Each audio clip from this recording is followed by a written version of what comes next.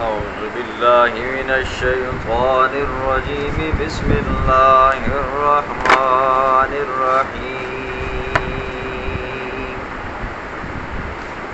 وهو الذي مرج البحرين هذا عذب فرات وهذا ملح أجاج وجعل بينهما برزخا وحجرا محجورا وهو الذي خلق من الماء بشرا فجعله نسبا وصهرا وكان ربك قديرا ويعبدون من دون الله ما لا ينفعهم ولا يضرهم وكان الكافر على ربه ظهيرا صدق الله العظيم. آج کے درس میں دو باتوں کا بیان ہوگا. نمبر 1 میٹھے اور کڑوے پانی دریا کا بیان ہوگا. نمبر 2 تخلیق ارض و سما کا ذکر ہوگا. آسمانوں اور زمینوں کی پیدائش کا ذکر ہوگا.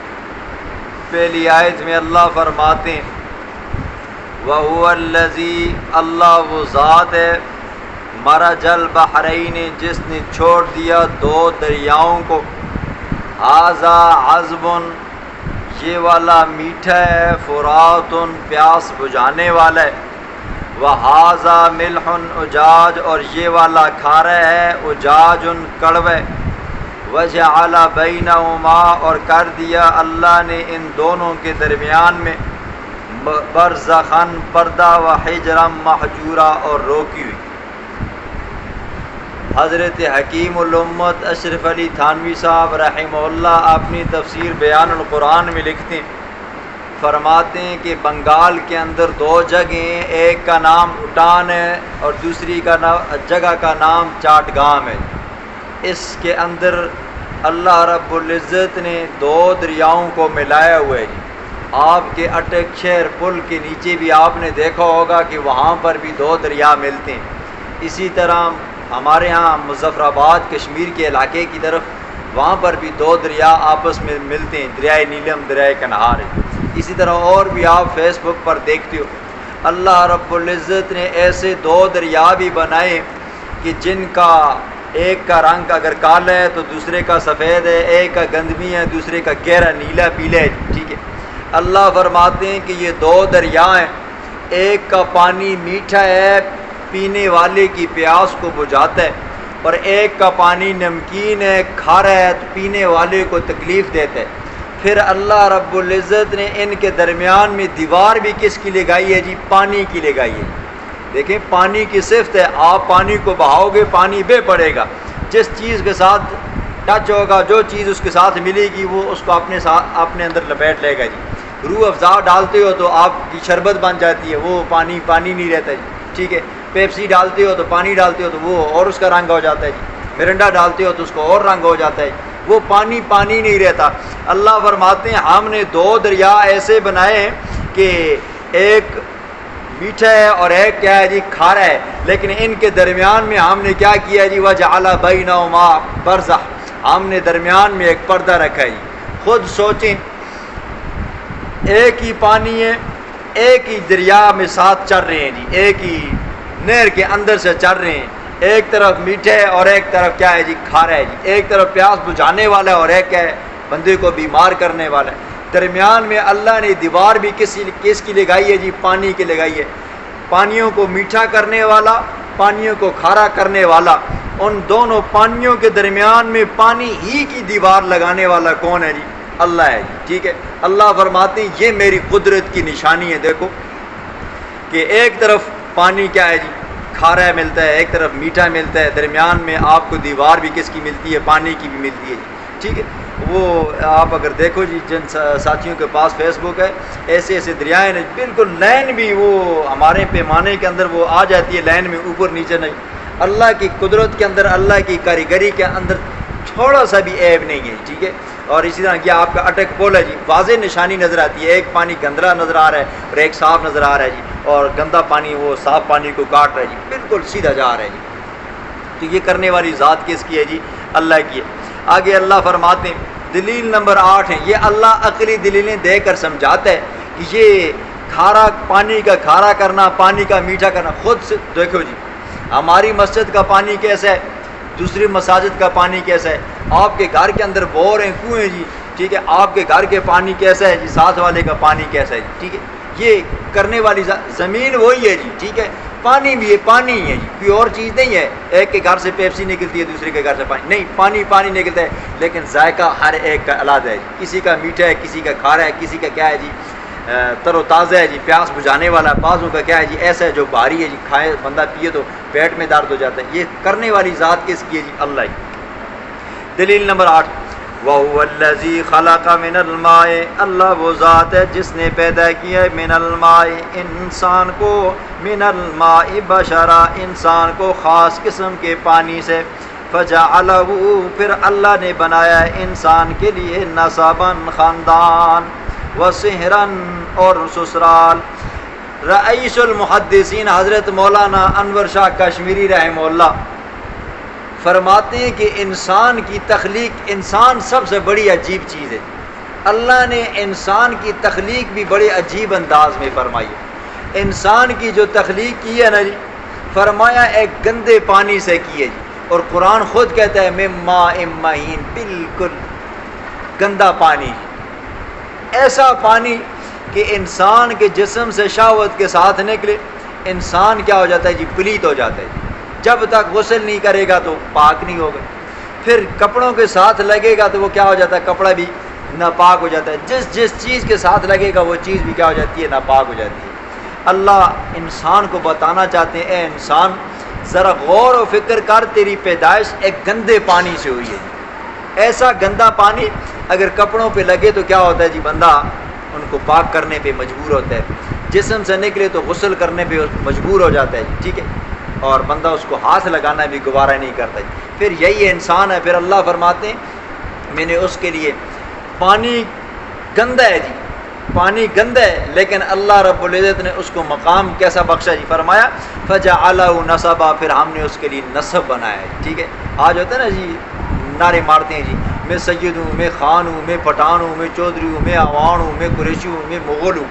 اللہ فرماتے ہیں یہ پھر ہم نے اس کے لیے نسب بنایا، وصہرا اور اس کے سسرالی کا رشتہ بھی بنایا. سب کی پیدائش کیا ہے جی؟ اس گندے پانی سے ہوئی ہے.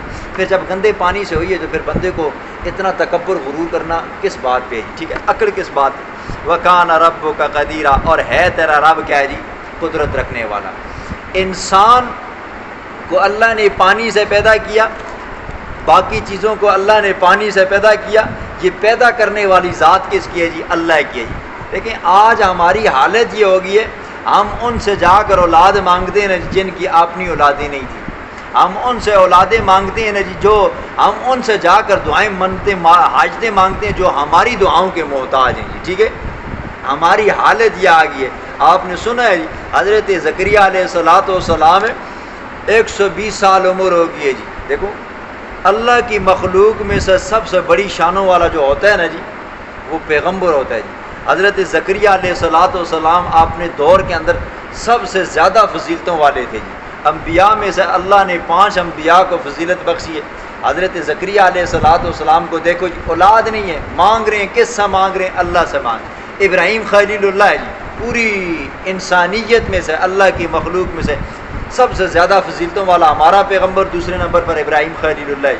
90 سال 100 سال عمر ہو چکی ہے جی، 90 سال عمر ہو چکی ہے، اولاد نہیں ہے، مانگ رہا ہے کس سے جی؟ اللہ سے مانگ رہا ہے. اور ہم کیا کرتے ہیں جی؟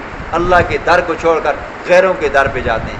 اللہ فرماتے ہیں وَكَانَ رَبُّكَ قَدِيرًا، اور ہے آپ کا رب قادر جی. اللہ ہر چیز پر قادر ہے جی. یہ بارشیں برسانا کس کا کام ہے؟ اللہ کا. ہوائیں چلانا کس کا کام ہے؟ اللہ کا. زندگی موت کا مالک کون ہے جی؟ اللہ ہے. پھر ان ساری چیزوں کا مالک، قدرت رکھنے والا، اختیار رکھنے والا اللہ ہے. تو پھر پکارنا بھی کس کو چاہیے جی؟ اللہ کو پکارنا چاہیے. اگلی آیت میں اللہ رب العزت بے وقوف لوگوں کا ذکر فرماتے ہیں. وَيَعْبُدُونَ مِن دُونِ اللَّهِ، اور عبادت کرتے ہیں من دون اللہ اللہ کے سوا کی ما لا ينفعهم جو نہ ان کو نفع دے سکتے ہیں ولا یضرهم نہ نقصان دے سکتے ہیں. اللہ کے سوا غیروں کی عبادت کرتے ہیں جو نہ انسان کو نفع دے سکتے ہیں نہ نقصان دے سکتے ہیں. وکان الکافر اور ہے کافر علی ربہ ظہیرا اپنے رب کی طرف سے پیٹھ پھیرنے والا. یہ جو لوگ اللہ کے سوا غیروں کی عبادت کرتے ہیں نا جی، بعض تو ابتداءً محبت کا دعویٰ کرتے ہیں جی ہم ان کے پاس جاتے ہیں، ان کے نذرانے دیتے ہیں، ان کے آگے سجدے کرتے ہیں، اس لیے ہمیں ان کے ساتھ محبت ہے. یاد رکھیں شرک کی ابتدا ہوتی محبت سے جی، شرک کی ابتدا ہوتی محبت سے.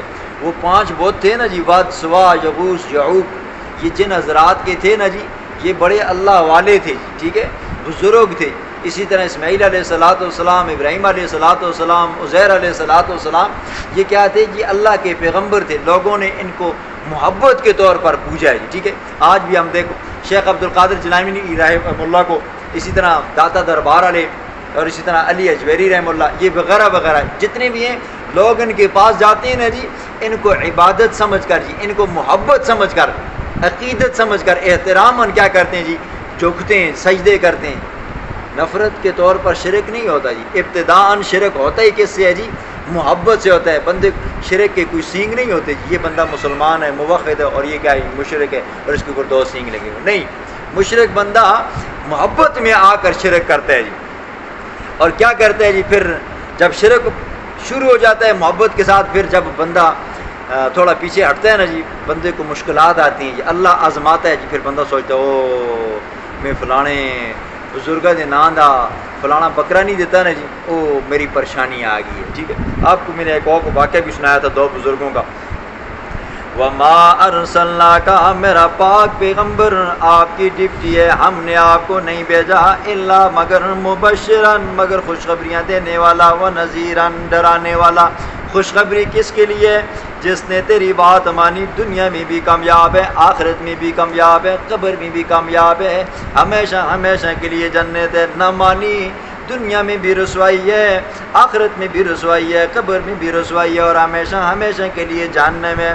قل کہہ دینا میرا پاک پیغمبر ما اسألکم میں نہیں سوال کرتا تم سے علیہ اس تقریر کے اوپر من اجرن کوئی مزدوری. کوئی لوگوں میں جو تمہیں اللہ کی توحید سناتا ہوں اس کے اوپر میں پیسے نہیں مانگتا، الا مگر من شاء مگر جو چاہے ان یتخذ الی ربہ سبیلا اپنے رب کے راستے کو اپنا لے. ٹھیک ہے، میرا کام ہے واعظ و نصیحت کرنا. اب جس کے جی میں آتا ہے تو وہ کیا کرے جی، اللہ والا راستہ ڈھونڈے، نہیں ہے تو پھر شیطان والا ڈھونڈے. وتوکل میرا پاک پیغمبر تبلیغ کرنے کے بعد توکل بھروسہ رکھ علی الحی الذی لا یموت، اس ذات کے اوپر جس کے اوپر موت نہیں آنی. توکل اسباب اختیار کر کے پھر کیا کرو جی، رب پر بھروسہ رکھو جی. چھت پر چڑھ رہے ہو تو آپ کیا کرو جی، نیچے سیڑھی مضبوط لگاؤ جی، ٹھیک ہے. لیکن اگر آپ سیڑھی مضبوط نہیں لگاتے ہو ویسے نازک کہ بھئی اللہ بچا لے گا، یہ کیا جی توکل نہیں، یہ تعطل ہے. ایک اعرابی دیہاتی آیا حضور صلی اللہ علیہ وسلم کے پاس، تو حضور صلی اللہ علیہ وسلم نے پوچھا کہ بھئی کیسے آنا ہوا، سواری کون سی ہے؟ کہنے لگا یا رسول اللہ اونٹنی پر آیا ہوں. حضور نے فرمایا کہ باندھی ہے یہ نہیں باندھی؟ کہنے لگا یا رسول اللہ نہیں باندھی. حضور نے فرمایا جاؤ جا کر باندھ کراؤ جی، ٹھیک ہے. یہ کیا ہے جی، توکل ہے. اسباب اختیار کرو، اسباب اختیار کرنے کے بعد کیا کرو جی، پھر رب پر بھروسہ کرو. وگرنہ اگر اسباب اختیار نہیں کرتے ہو یہ تعطل ہو جاتا ہے. اور توکل کے اندر اسباب اختیار کرنا یہ کوئی ایمان کے منافی نہیں ہے جی، ٹھیک ہے. وَكَفَى وَسَبِّحْ بِحَمْدِي پھر تسبیح بیان کر اپنے رب کی حمد کے ساتھ. حدیث میں آتا ہے کہ 3 جملے اللہ کو بحد مہربان ہیں جی، ٹھیک ہے. کون کون سے جی؟ سبحان اللہ، الحمدللہ، اللہ اکبر. یہ 3 جملے اللہ کو بحد پسند ہیں، یہ بہترین کلام ہے. اور بخاری شریف کی آخری روایت میں آتا ہے کلمتان حبیبتان الی الرحمن، 2 جملے، 2 لفظ، 2 ٹکے اللہ کو بڑے کیا ہیں جی، محبوب ہیں. ثقیلتان فی المیزان ترازو کے اندر، میزان کے اندر بڑے بھاری ہیں. خفیفتان علی اللسان زبان پر کیا ہے جی، بہت ہلکے ہیں جی. کون سے؟ سبحان اللہ و بحمدی. ایک کیا ہے جی سبحان اللہ، نمبر 2 الحمدللہ. اس کی بڑی شانیں ہیں۔ وَكَفَى بِهِ بِذُنُوبِ عِبَادِهِ خَبِيرًا، اور کافی ہے اللہ اپنے بندوں کے اعمال کو دیکھنے والا۔ الَّذِي خَلَقَ السَّمَاوَاتِ، دوسری بات زمین و آسمان کی پیدائش کا ذکر ہے۔ الَّذِي، اللہ وہ ذات ہے جس نے پیدا کیے ہیں آسمانوں کو، وَالْأَرْضَ، زمین کو، وَمَا بَيْنَهُمَا، اور جو کچھ آسمانوں اور زمینوں کے درمیان میں ہے، فِي سِتَّةِ أَيَّامٍ، 6 دنوں کی مقدار میں، ثم استوى علی العرش، پھر قرار پکڑا، پھر مستوی ہوا عرش پر۔ الرحمن، هو الرحمن، وہ رحمان ہے، فاسأل به خبیرا، پس پوچھو خبر رکھنے والے سے جی، ٹھیک ہے۔ قرآن کی اس آیت میں اللہ فرماتے ہیں کہ میں نے زمین و آسمانوں کو 6 دنوں میں پیدا فرمایا۔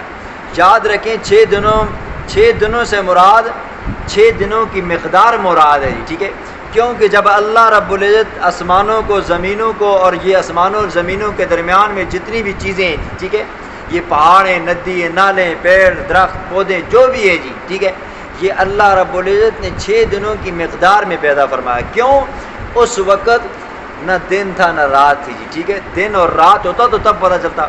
اور مفسرین یہ بھی فرماتے ہیں، دیکھیں اللہ کے لیے کوئی مشکل نہیں تھا۔ اللہ فرماتے ہیں سورۃ یاسین کے اندر، انما امرہ اذا اراد شیئا، جب اللہ کسی چیز کے بارے میں پیدا کرنے کا ارادہ فرماتے ہیں نا جی، تو اللہ یوں کہہ دیتا ہے کن، ہو جا، فیکون، وہ ہو جاتی ہے۔ لیکن اللہ رب العزت نے 6 دنوں کی مقدار کے عرصے میں زمین و آسمانوں کو پیدا فرمایا، درمیان کی چیزوں کو پیدا فرمایا۔